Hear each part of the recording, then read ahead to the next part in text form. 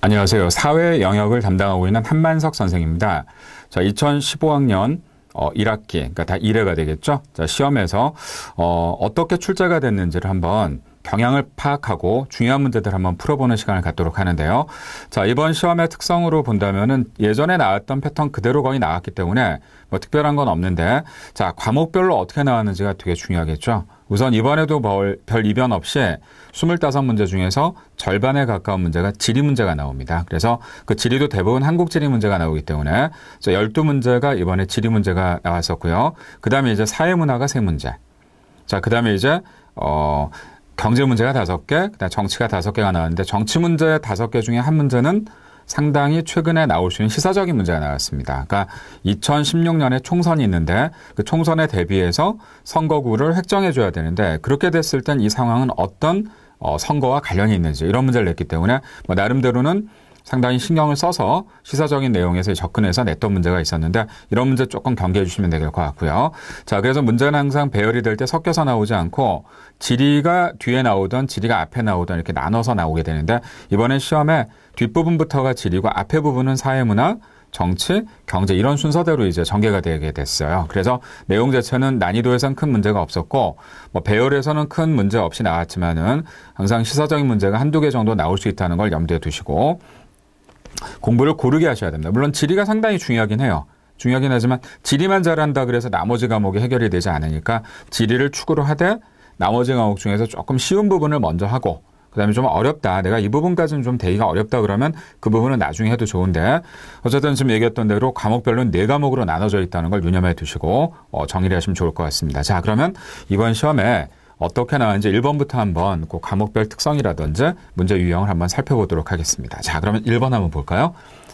자, 1번은 보다시피 가혁명을 계기로 나타난 사회 특성은 그랬는데 혁명이라면 우리가 뭐 농업혁명, 그 다음에 농업 다음에 뭐가 되겠어요? 제조, 만들어내는 거니까 이게 18세기 때 나오게 되는 바로 산업혁명이 되겠죠. 영국을 축으로 해서 나오게 되는 형태가 되겠고 마지막 정보혁명은 요즘에 나와서 보면 IT라든지 우리가 뭐 지금 쓰고 있는 SNS나 지금 하고 있는 이런 어떤 전자칠판 방식도 다 이 정보혁명과 관련이 있기 때문에 자, 그럼 4개 중에서 뭐 정착생활, IT, 고대 국가 형성, 자, 공장제. 자, 공장제 같은 경우가 뭐 바로 답이 되겠죠. 왜냐하면 여기서 기계를 통해서 똑같은 걸 찍어내는 그런 형태가 되기 때문에 매니팩처라고 얘기하죠. 이 구조가 바로 이제 산업혁명과 관련이 되기 때문에 자, 이런 문제는 사회문화나 이런 쪽에 가까운 그런 유형이 되겠죠. 자, 첫 문제 이제 이렇게 됐고 자, 오늘 이 시간 여러분들이 문제의 어떤 그 세부적인 어떤 내용보다도 이런 문제가 어떻게 출제가 되고 어떤 과목에서 나오는지 이런 걸 조금 더 신경 써보시면 좋을 것 같습니다. 두 번째 문제. 다음 중 고령화 사회에 대한 설명 옳지 않은 것은 이것도 사회문화인데 고령화라는 건 알다시피 노인의 어떤 구조 얼마나 되는지 이런 걸 보는 거니까 기준이 있습니다.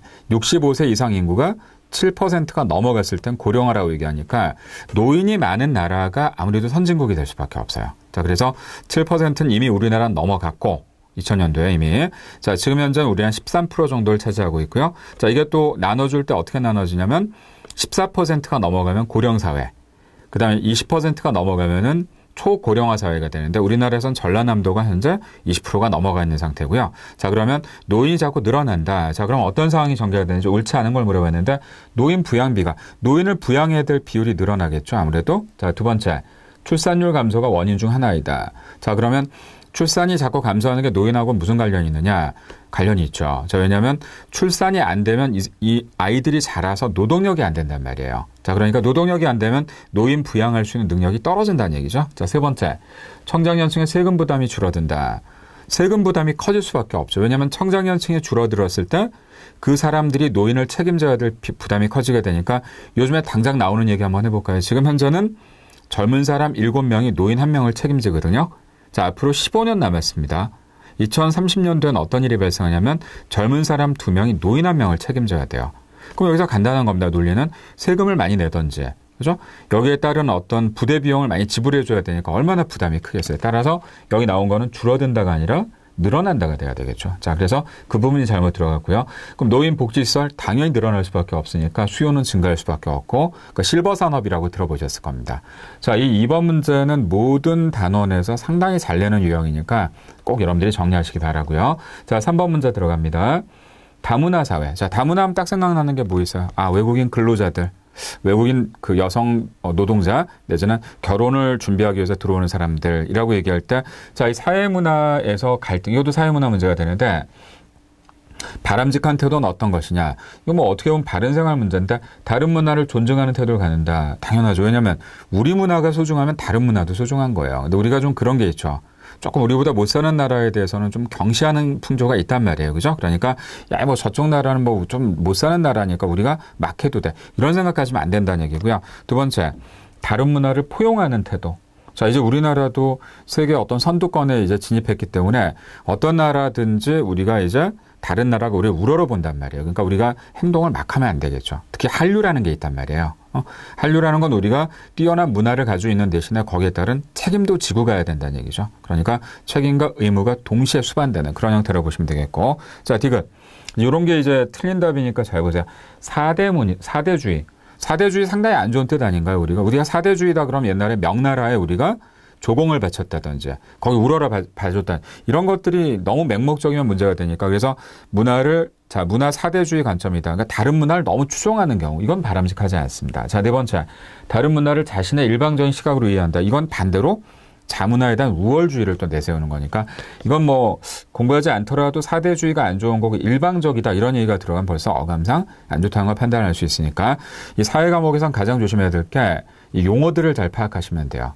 용어만 파악하면 이게 좋은 뜻인지 나쁜 건지를 딱 알아들을 수가 있겠죠. 그렇게 나올 수가 있으니까. 자, 3번까지는 여러분 보다시피 사회문화 문제였어요. 사회문화가 되겠고 그다음 4번부터 한번 들어가 보도록 하겠습니다. 자, 4번은 좀 보다시피 이제 딱 봐도 알겠지만 벌써 정치 문제가 나와 있는데 자, 국민의 모든 자유와 권리는 국가 안전보장, 질서유지 또는 하고 나올 때 그다음 모를 땐 밑에를 한번 읽어보시면 되는 필요의 경우에 따라서 법률로서 제한할 수 있다라고 돼 있으니까 자, 그러면 뭐가 될까? 다 맞는 얘기 같은데 자, 여기서 이제 들어가야 될 게 뭐냐면 자, 국민의 자유와 권리가 보장되려면 뭘 지켜야 될까요? 공공질서라는 얘기 들어보셨죠? 남이 하는데 나는 안 하겠다. 자, 신호등이 빨간불인데 나 혼자 가겠다. 이런 건 있을 수 없는 거잖아요. 그러니까 자, 이때 우리가 바로 가져갈 수 있는 것 중에 하나가 공공복리와 사회복지는 다른 겁니다. 사회복지는 우리가 얘기할 듯이 뭔가 돈이 좀 남았을 때 우리도 이제 뭔가 베풀 수 있다라고 생각할 때 들어가는 거고 여유가 없을 땐 할 수 없는 건데 이건 선택의 문제이기 때문에 여기서는 필수적으로 해야 되는 건 아니고요. 자, 1번에 공공복지, 공공복리. 예를 들어서 사회 구성원 전체의 공통되는 이익을 가져갈 때 이럴 때를 얘기하기 때문에 이것도 뭐 가로넣기 문제로 나왔지만은 답을 낼 수 있게끔 돼 있으니까 자, 오늘 더 거듭 얘기하면 답이 중요하진 않습니다. 이 풀이 과정이 어떻게 가는지를 좀 알아주시면 되겠고요. 자, 이 문제 그다음에 이제 5번 문제가 아까 앞에서 제가 서두에 말씀드렸던 시사적인 문제가 되겠습니다. 그래서 이건 이제 신문을 통해서 열심히 보시거나 정치에 조금 관심을 갖게 되면 어느 정도 파악이 되는데 최근에 어떤 일이 있었는지 한번 볼게요. 기사 내용과 관련된 선거의 원칙이 뭐냐라고 얘기했는데 자, 선거 원칙부터 먼저 보겠습니다. 보통선거, 평등선거. 그러니까 예전에는 참정권에서 어떤 귀족사회만 뭐 표를 찍을 수 있었다든지 이런 게 되는데 지금 그런 게 없죠. 그죠? 좀 못 사는 사람, 잘 사는 사람 아니면 어느 정도 이제 부를 축적하거나 못하고 이거 상관없이 다 한 표를 다 행사할 수 있기 때문에 이게 평등선거고 직접선거. 자기가 직접 나가서 해야지 누구 대신 시키는 거 아니죠. 그다음에 네 번째 비밀선거. 야, 나 누구 찍었어 너 봐. 이런 건 다 걸립니다. 그러니까 이건 비밀을 보장받을 수 있는 권리가 있기 때문에 자, 그래서 이런 것들에 대한 것 중에 이 설명이 뭐가 되는지 자, 국회의원 선거구 간 인구수 차이가 최대 2배가 넘지 않는다. 이게 무슨 얘기냐면 뭐 강남 을구다. 강남 을구는 20만 명인데 예를 들어서 강원도에 뭐 태백하고 그다음에 뭐 삼척 여기를 합쳤는데 거기는 다 합쳤는데도 예를 들어서 5만밖에 안 된다. 그럼 한 군데는 20만인데 한 군데는 5만밖에 안 되면 2배 이상 차이가 나죠. 따라서 지금 얘기한 것 중에 2배를 넘지 않도록 해야 하는데 자, 그래서 이게 헌법재판소 판결이 나왔는데 특히 헌재가 2015년 말까지 공직자선거법 개정과 선거구획 액정을 하도록 했다 해서 보세요. 2016년 4월 국회의원 선거가 있거든요. 이때까지 선거구를 조정 변경해야 된다라고 지금 지시를 했습니다. 그럼 해야 되는 거거든요. 자, 그럼 이 권한에 이 형태에 따라가는 건 어떤 선거와 관련되는지 물어본 겁니다. 이건 제가 볼 땐 쉬운 문제는 아니고요. 자, 그러면 비밀도 아니고 직접도 아니고 평등 이런 건 이미 다 정해진 건데 여기에 들어갈 수 있는 게 바로 여기에 바로 보통 선거나 이런 게 되는데 결과적으로 들어간다면 뭐가 되냐면은 평등 선거가 되겠죠. 왜? 우리가 딱 봤을 때 정확하게 이제 어느 지역에서는 뭐 한 표, 그다음 아까 얘기했던 몇 명 이렇게 돼 있지만 그게 일치하지 않고 너무 차이가 난다면 평등하지 않은 거잖아요. 그죠? 그래서 여기서 얘기하는 데는 이제 이런 형태가 이제 들어가 줘야 되겠고요. 자, 그다음에 이제 들어가야 될 문제 6번인데 6번 한번 보세요. 소송에 대한 게 아마 나와 있을 거예요. 법에 대해서. 자, 법과 관련된 건 어떻게 들어가냐면 자, 다음 중 헌법재판소의 기능을 옳은 거. 자, 이런 문제가 왜 조심해야 되냐면 어떤 그 기관을 물어보는 경우가 굉장히 많습니다. 이번에 헌재가 나왔는데 최근에 헌재에서 뭐가 판결이 났죠? 통합진보당의 해체 과정에 대해서 소원이 이제 결정이 돼버렸잖아요. 그죠? 그러니까 그 해에 있었던 어떤 중요한 사안을 누가 다루는지. 여기에 해당되는 게 굉장히 많이 나오는데 헌재나 아니면 더 정당 아니면 국회 아니면 대통령 여기에 권한이 뭔지를 많이 물어봅니다. 꼭 한두 개씩을 내게 되거든요. 이번에 헌재를 냈는데 헌법재판소의 기능이 뭐냐. 민사소송, 형사소송은 헌법재판소에서 하는 게 아니에요. 그죠? 자, 이건 소송에 들어가는 거고 행정심판도 자, 국가가 잘못했을 때 국가를 상대로 해서 걸 수 있는 거니까 이것도 아니고 자, 바로 위헌법률심판. 자, 이 대표적인 예가 바로 뭐냐면은 자, 우리가 그 헌법재판소에서 이번에도 그런 게 있었지만은 법률로 봤을 때 야, 이건 좀 위헌적인 요소가 있다. 심판해달라. 주는 경우가 있고 또 여기서 되게 중요한 게 많습니다. 예전에 노무현 대통령이 뭐를 받았죠? 탄핵을 받았다 그러죠. 정확한 얘기는 탄핵 심판권입니다. 자, 그게 마지막에 결국 헌재에서 부결이 됐죠. 자, 기각이 돼서 계속 대통령직을 수행해도 됩니다. 라고 그때 판결이 났단 말이에요. 이런 것도 하니까 굉장히 중요한 거고 또 하나 이번에 그 통진당이 해소된 거는 해체된 건 바로 정당 해상 심판권. 이 정당이 정말 국가를 위해서 지금 잘 하고 있는지 아니면 없어져야 될지 처음으로 이번에 사실 이 판결이 난 건데 헌재에서 결정은 이번에 해체하는 걸로 결정이 났죠. 그래서 통진당이란 당이 없어져 버리잖아요. 그죠? 없어졌고. 그 다음에 또 이거 이외에 여러 가지 할 수 있는 것 중에 하나는 헌법소원 심판권.